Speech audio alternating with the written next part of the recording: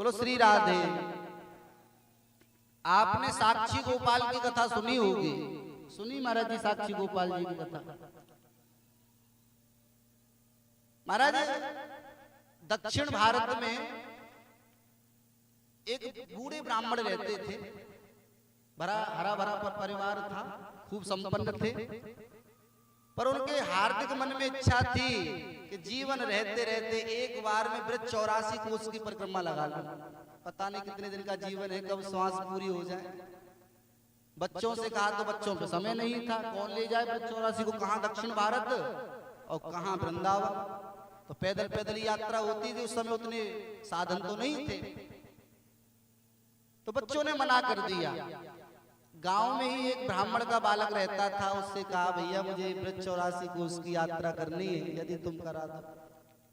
बोले ठीक है महाराज, आपके सारे हमारी भी ब्रज 84 कोस की यात्रा हो जाएगी। तो उस ब्राह्मण बालक ने उन पंडित जी को ब्रज 84 कोस, दक्षिण भारत से ब्रज में आए और ब्रज में आकर के ब्रज 84 कोस की यात्रा करवाई।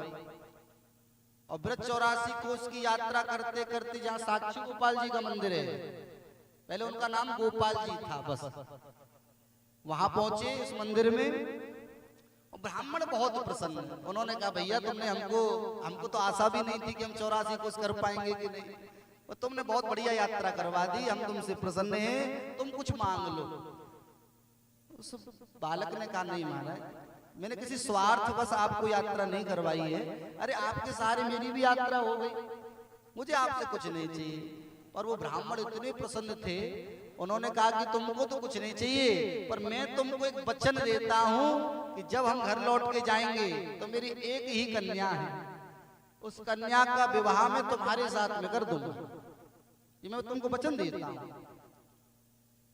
ब्रज की परिक्रमा लगाई, ब्रज का दर्शन किया, लौट करके जब घर गए तो ब्राह्मण ने अपने घर परिवार में ही बात कही कि ऐसे ऐसे मैं उस बालक को वचन दे के आया हूं जिसने मुझे यात्रा कराई कि अपनी बेटी का विवाह उससे करूंगा, तो तुम विवाह की तैयारी करो। तो बच्चों ने मना कर दिया महाराज कि कहां तो वो गरीब ब्राह्मण का बालक और कहां हमारी बहन कितने लाड़ चाप में रही है, तो सर्वथा मना कर दिया कि हम अपनी बहन का विवाह उस गरीब ब्राह्मण से नहीं करेंगे। अरे वचन आपने दिया है, वहां उस समय कोई था नहीं, किसके सामने वचन दिया? बोले और तो कोई था नहीं, केवल वो ब्राह्मण था और गोपाल जी थे बस। तो गोपाल जी कौन से गवाही देने के लिए आ रहे हैं? पूछे तो कहते ना मैंने कोई वचन दिया नहीं दिया। अब पंडित जी तो शांत हो गए। और दूसरे दिन वो बालक आया, उसने प्रणाम किया, बोले पंडित जी आपने ब्रज में वचन दिया था अपनी बेटी को ब्याहने का, तो आप विवाह करिए मेरे साथ। अब वो बालक महाराज पंडित जी एकदम मुकर गए, मना कर दिया कि मैंने कोई वचन नहीं दिया। थोड़ा सा शांति। श्री राधे।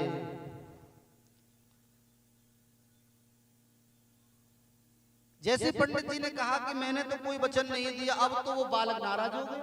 अरे आप ब्रज में ठाकुर जी के सामने वचन दे के आए हो, अरे आपके संकल्प से मैं भी जुड़ा हुआ हूँ, जितना पाप आपको लगेगा उतना पाप मुझे भी लगेगा, क्योंकि मैं भी आपके साथ में था और आप मना कर रहे हैं। अब तो ब्राह्मण ने कहा भैया बुढ़ापे का शरीर है, बुद्धि भी अब कम हो गई है, अब क्या कह गया मुझे पता नहीं था, मैंने कोई वचन नहीं दिया, मुकर गया।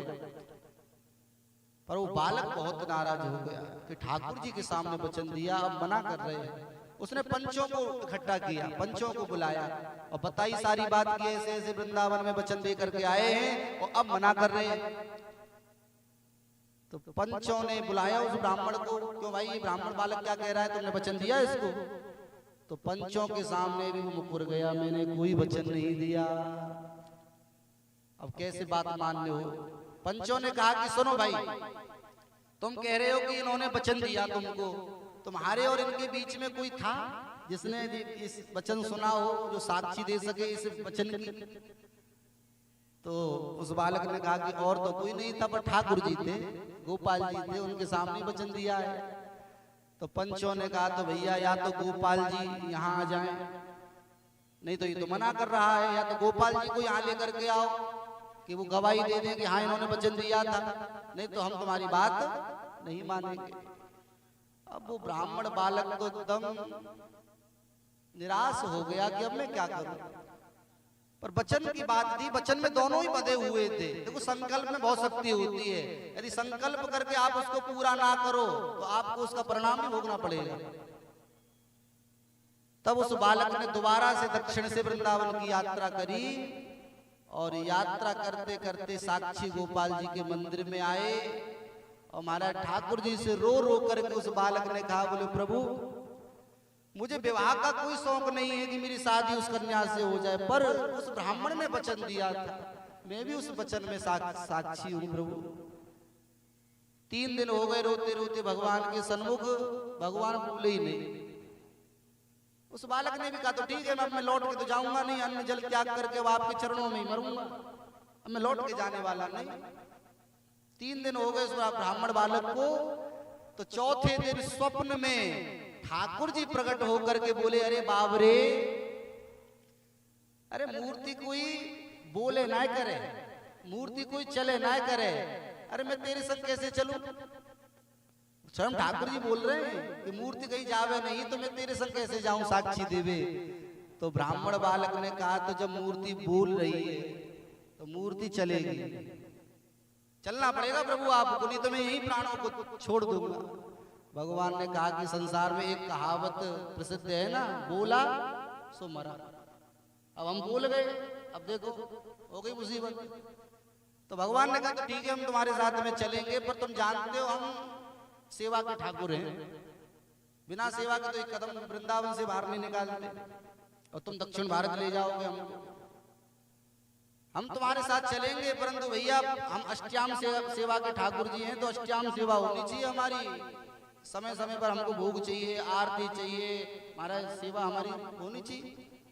तो उस बालक ने कहा, बोले प्रभु मेरे पास तो कुछ नहीं है, पर ठीक है जहां पर हम रुकेंगे मैं गांव में से भिक्षा मांग के आपकी सेवा करूंगा।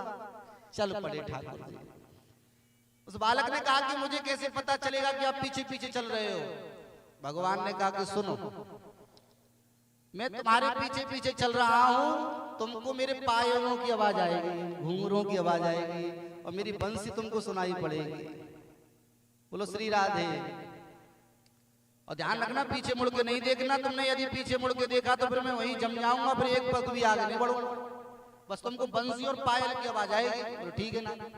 चल पड़े ठाकुर जी, और ठाकुर जी की उस बंसी की धुन पर, पायल की धुन पर वो ब्राह्मण बालक चल रहा है। चलते चलते चलते जहां भी रुकते वहीं ठाकुर जी के भोग प्रसादी की वह व्यवस्था करते। चलते चलते जैसे ही पहुंचे महाराज पुरी पहुंचे हैं, जगन्नाथपुरी में ही तो है साक्षी गोपाल जी। पुरी पहुंचे तो उसने कहा कि अब तो थोड़ी ही दूर रह गया है और ठाकुर जी को मैं वृंदावन से चलाता हुआ ला रहा हूँ, एक बार भी मैंने मुड़ के नहीं देखा कि ठाकुर जी कैसे लगते हैं। चलो एक बार देखूं तो सही कैसे चलते हैं, कैसे बंसी बजाते हैं। और जैसे उसने मुड़ के देखा कि ठाकुर जी वहीं जम गए, क्योंकि उसने देखा कि ठाकुर जी एकदम मनोमत मन कुंजर गामी, माने हाथी की तरह चलते हुए, मदमस्त हाथी की तरह चल रहे हैं ठाकुर जी। तिरछी चितवन से बंसी बजाते हुए महाराज ठाकुर जी को चलते देखा तो मग्न हो गया। भगवान बोले तूने हमारे साथ में छल किया, अब हम यहाँ से एक पग भी आगे नहीं बढ़ेंगे। वहीं जम गए ठाकुर जी। उसने कहा, बोले प्रभु क्यों नाराज हो रहे हो? अरे इतनी दूर से आ गए। बोले तूने मुड़ के देखा क्यों? अरे देख लिया तो कोई नजर लग गई क्या आपको? नजर लग गई आपको? बोले नजर नहीं, मेरा वचन था कि तूने मुड़ के देखा पर मैं आगे नहीं बढ़ूंगा। तब उसने बहुत प्रयास किया। बोले प्रभु चलो क्यों नाराज हो रहे हो? भगवान बोले देखो हम वृंदावन से कहां तक आगे चलते चलते, अब थोड़ा सा अपने पंचों को भी तू चला लेगा तो कौन सी महाराज उनकी घट जाएगी, बात बिगड़ जाएगी, तो थोड़ा सा पंचों को भी आ ले। तब वो बालक दौड़ा दौड़ा अपने गांव में गया, पंचों से जाकर के बोला चलो प्रभु आ गए हैं साक्षी देने के लिए।